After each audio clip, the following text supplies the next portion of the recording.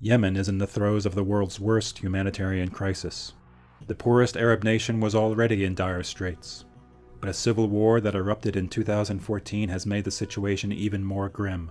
Now, international support to end the conflict is growing. That's because ordinary Yemenis desperately need help, caught in a conflict that has become a proxy war between regional powers Saudi Arabia and Iran. Also increasing pressure is the killing of Saudi journalist Jamal Khashoggi, a hit that US intelligence believes was orchestrated by the Saudis. The killing shined a light on the US role in the war and its support for Saudi Arabia, which is leading a coalition battling Iranian-backed Houthi rebels. The task of bringing the war to a close will be filled with challenges. To understand them, it helps to look at Yemen's tangle of sectarian fault lines, its history of civil war, and the motivations of regional and world powers. Yemen sits at the southern tip of the Arabian Peninsula, overlooking the vital shipping lanes of the Red Sea and the Gulf of Aden. The nation's history has been marked by colonization and dynastic rule. For decades, it was split between two nations, North and South.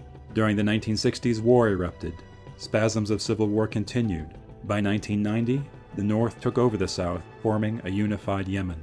Yemen's longtime autocratic ruler, President Ali Abdullah Saleh, once described the challenge of navigating Yemen's complicated tribal politics as dancing on the heads of snakes. Saleh was perhaps the trickiest player of all, manipulating allies and enemies alike. For years, he took billions of dollars from the US to fight al-Qaeda, even as he enlisted the militants to fight his own domestic enemies.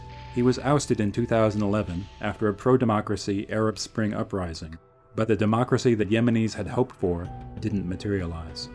The latest civil war began in 2014 when Saleh allied with the Houthis, and together they took over the capital Sana'a and much of the north and west. President Abd Rabbo Mansour Hadi fled to Saudi Arabia.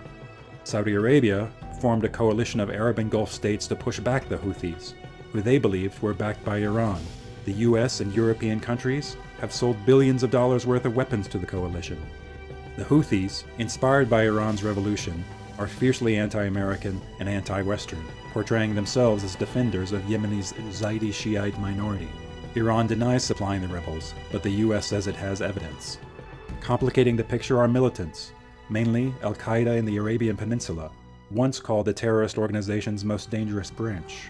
The US has long sought to strike at militant groups in Yemen, and its use of drones has dramatically grown in recent years. After the Khashoggi killing, the US has cut back on its logistical support to the Saudi coalition. The ensuing war has been devastating, with estimates of more than 60,000 people killed, millions driven from their homes, and vast destruction to the infrastructure from coalition bombing.